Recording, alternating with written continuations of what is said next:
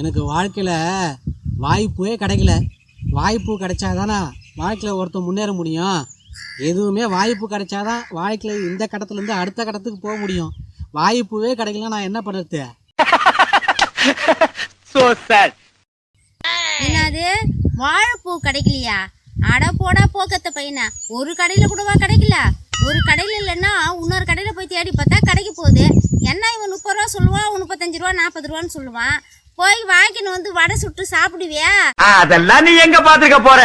சாப்பிட்டு அப்படியே எனக்கு 2 குடுக்கத்தை விட்டுட்டு வாய்ப்பூ கிடைக்கலன்னு எப்ப பார்த்தாலும் கவலையாவே பேசினுக்கிற. கவலைக்கு பிறந்தவன் நீ, கவலைக்கு பிறந்தவன்.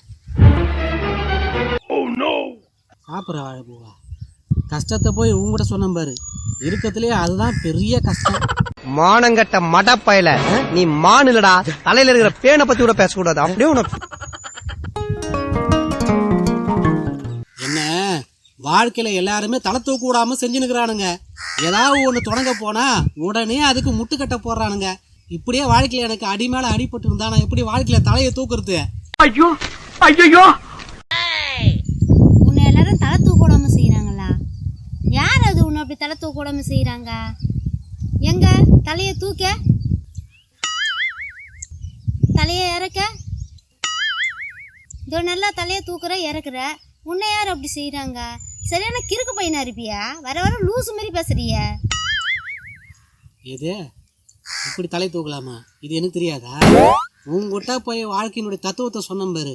எனக்கு அவன் ஆப்பு வைக்கிறானுங்க, தலை தூக்க விட முடியாம செய்யறானுங்கன்னு நான் சொன்னா இப்படி நீ சொல்றிய. உங்ககிட்ட சொன்னதுக்கு நான் செருப்பு எடுத்து மூஞ்சிலேயே அடிச்சிக்கலாம். அறிவு கட்ட என்னன்னு தெரியல, நேத்துல இருந்து தலை ஒரே பாரமாகுது. தலை பாரமாகுதா? ஏன்?